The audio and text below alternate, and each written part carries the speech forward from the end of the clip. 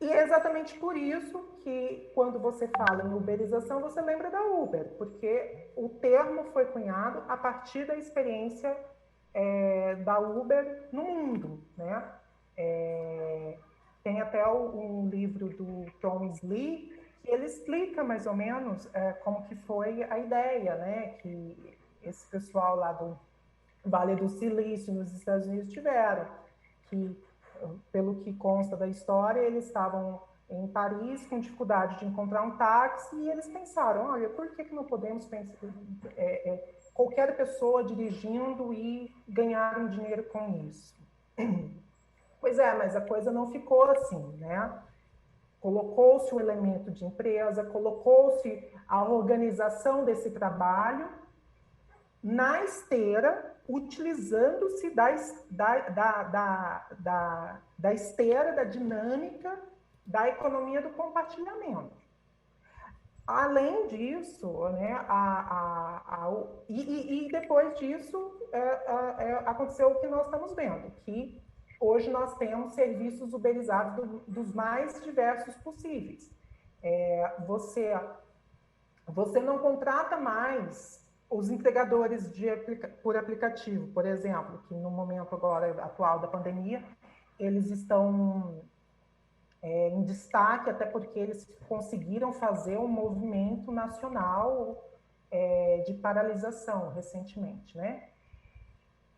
Antes, o que acontecia? Se contratavam entregadores, o restaurante X contratava os entregadores, eles ganhavam lá por entregas, mas também tinha um valor. Mas agora, com a uberização, não existe mais entregador contratado por restaurante. Para o restaurante não vale a pena. Só tem entregador conectado ao aplicativo. E mais, qualquer um. E isso foi o que a uberização trouxe lá da economia do compartilhamento. Não precisa ser um profissional. Qualquer pessoa pode baixar o aplicativo da Uber, do Cabify, do 99, o iFood, e se tornar um trabalhador e fazer entregas ou dirigir pela cidade, mesmo nunca tendo tido uma experiência nesse sentido. Então, são profissões que estão deixando de existir porque elas estão agora sendo feitas por amadores, né? Pessoas que estavam em casa, né? Desempregados às vezes. A uberização utiliza-se também disso, pelo menos aqui no nosso no sul global, né? Ela se utiliza das condições de desemprego e coloca essas pessoas em atividade. E, Fabiano, eu achei interessante tu falar isso, porque estava fazendo uma análise rápida, a questão desse compartilhamento através de tecnologia, porque é uma ferramenta que precisava de um aparato tecnológico. Como todo mundo praticamente que trabalha com isso tem um celular, esse aparato tecnológico, localização via satélite, acaba servindo para muitos desses serviços. O Uber é uma variação do que seria o serviço de táxi anteriormente, né? O Airbnb seria uma mudança para o hotel, só que não sei se entraria na uberização também. O iFood seria do motoboy, né? O Rappi seria de office boy. E aqui em Belém, apesar da tua pesquisa, eu fiz uma consulta com algumas pessoas aqui na rua que estavam esperando ser chamado pelo serviço de aplicativo, e uma resposta que eles me deram, dessa que está até na introdução do programa, é que uma das grandes dificuldades que ele tem é que não existe só algumas empresas, alguns restaurantes, eles estão, além do serviço de Uber, eles também têm os seus motoboys fixos. Então, ele está falando que a dificuldade, na verdade, é quando a empresa escolhe dá preferência para o motoboy dele ou não. E isso eu achei que é interessante pontuar, porque tu talvez seja mais no Mato Grosso do Sul, ter extinguido essa profissão. Aqui ainda existe. Na verdade, aqui em Belém, tem uma concorrência entre esses empregadores, esses empregados. E, enfim, esse ponto eu achei interessante, essa diferença que já tem dentro do próprio Brasil mesmo. Não, isso é interessante. Então, eu disse até em termos gerais, né? Porque a profissão está eles não têm mais nenhum, os restaurantes, né, não contratam seus próprios entregadores em termos gerais. Há ainda, vamos dizer assim, zonas de resistência ao processo da uberização. Não sei até quando que eles conseguiriam manter essa concorrência, porque os aplicativos acabam tendo acabam facilitando para o consumidor também, né? Então, como ele se popularizou e caiu no gosto das pessoas, dos consumidores, trazem pequenas promoções, né? Você ganha ali um cupom de desconto, alguma coisa que talvez o restaurante não consiga fazer. Não sei até quando que os restaurantes vão conseguir manter, alguns restaurantes ainda vão conseguir manter os seus entregadores, por conta dessa concorrência com os uberizados. Mas também eu vejo um movimento de consumidores querendo também propor uma conscientização de pedir em restaurantes onde que tenham os seus entregadores próprios. Ah, pois é nesse ponto que eu achei interessante o que tu trabalha dessa diferenciação, que existem resistências mesmo, né? E eu queria saber o seguinte, qual a relação que tem o fenômeno da uberização com a flexibilização dos contratos de trabalho, que acontece muito nessas políticas neoliberais que tem no Brasil, inclusive? Nesse contexto, eu vou dar um panorama geral, assim, e depois o João pode até concluir comigo, porque ele estuda bastante essas questões das flexibilizações da legislação específica, né? Mas a uberização, nós podemos dizer que ela seria essa última etapa da flexibilização, sabe, Moza? É a flexibilização da flexibilização, é a precarização da precarização. E nós, como o nosso país, o trabalho informal, a informalidade já era costumeira, né? Não é uma novidade no Brasil a informalidade, a economia brasileira, né, sempre teve esse traço característico da informalidade. Desculpa. A uberização encontra aqui, né, essas empresas de aplicativo encontram aqui um terreno fértil. E aliada a essas políticas, né, neoliberais que só vem recrudescendo nos últimos anos, porque essa política já vem desde muito tempo, né?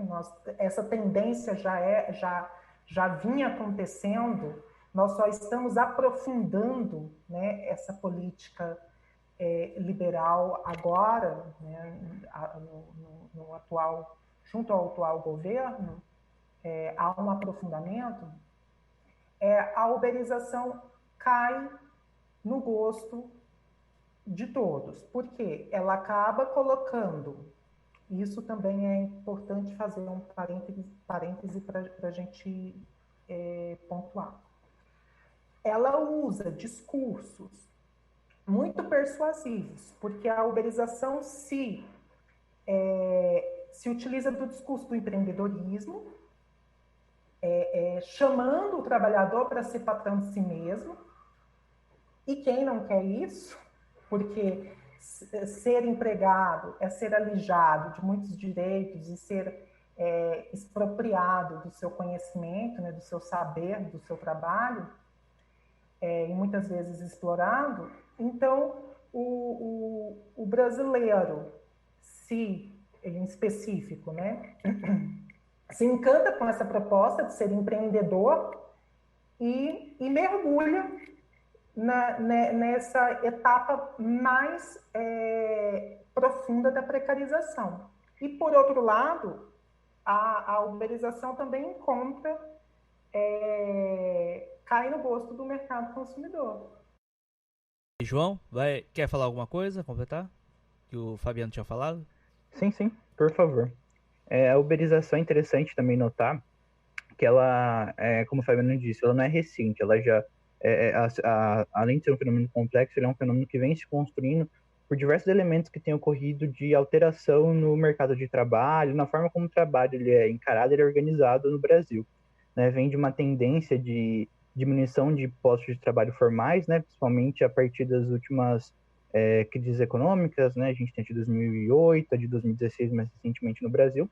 Então, a partir desses movimentos de, digamos que, desestruturação do trabalho, na medida em que foi se diminuindo o número de postos de trabalho, foi se identificando também aí já em termos, digamos que econômicos, uma não competitividade da mão de obra brasileira frente ao que ocorre, né, em outros países também, frente às facilidades em outros países, em outros estados, foi se iniciando essa tendência muito voltada e muito encabeçada pelo neoliberalismo de flexibilização do trabalho. E como o Fabiano disse, realmente, a uberização é um estágio avançado de flexibilização, porque ela é a flexibilização da flexibilização. Como exemplo, até mais ou menos alguns anos atrás, isso porque a uberização ela começou a ter uma amplitude muito maior a partir de 2016, onde começou a se aumentar o número de entregadores, de motoristas de aplicativo e de trabalhadores que se utilizavam dessa plataforma, nessas plataformas uberizadas, que começou a se ter noção do tamanho e da abrangência desse fenômeno. Mas ele é um fenômeno que já é antigo. Em 2017, durante a reforma trabalhista, o que realmente assustava era o contrato de trabalho intermitente, que era um contrato de trabalho, até desenvolver uma pesquisa nesse sentido, que era um contrato de trabalho que ele era formal, mas que era um contrato de trabalho que não tinha quase que nenhuma garantia, né? Ele destituía daquele trabalhador todo e qualquer direito de seguridade social, direito a até se perceber um salário mínimo, né? Porque o trabalhador, por esse contrato de trabalho, ele passa a ser pago em horas, né? E não mais por meio de um salário mínimo mensal e baseado na sua jornada completa. Passou-se a ter essas tendências de flexibilização em 2017 esse era assim o máximo que a gente achava que chegaria de flexibilização, mas aí a partir da crise econômica em 2016, a perda cada vez maior de postos de trabalho, aumento do desemprego, a gente viu que não, podia chegar um pouco mais, o fundo do poço tinha um degrauzinho a mais para baixo, que seria a uberização, né, que seria a flexibilização da flexibilização. A gente acompanha no Brasil desde muito essa tendência neoliberal de desconstrução das garantias e proteções trabalhistas. A gente teve a terceirização plena, né, que ocorreu em 2016, em que passou-se a partir de 2016, né, que passou-se a compreender a flexibilização também a terceirização também nas atividades fins. Antes só se podia terceirizar nas atividades meia, né, então era possível terceirizar a moça da limpeza, porque não se identificava como atividade fim naquele empreendimento. A partir das reformas que foram se ocorrendo, trouxe essas diversas possibilidades. Aí houve a reforma trabalhista, que foi aprofundou essa dificuldade de se garantir, de se proteger o trabalho e a figura do trabalhador, né? Mas assim, tutelar as relações de trabalho no modo geral. E essa é uma tendência que se confirmou com a uberização, né? A flexibilização do trabalho e a desconstrução dessas garantias é uma tendência que o neoliberalismo vem trazendo e achou na uberização um meio para fazer e realmente aprofundar mais essa dificuldade em se tutelar as relações de trabalho, né? Porque acho que o foco principal dessas tendências neoliberais é tirar essa tutela do Estado, né? Tirar essa interferência, que eles até chamam de modernização das relações de emprego, tirar essa interferência estatal, contanto que a reforma trabalhista alterou sobremaneira as possibilidades de negociação trabalhista, criou até a negociação individual, que antes só era adstrita ao campo coletivo, passou-se também a admitir no campo individual. Então, a tendência do neoliberalismo lato sensu é retirar essa tutela estatal e cada vez mais diminuir essa proteção sobre o trabalho. Então, a uberização ela é um prato cheio, na medida em que na uberização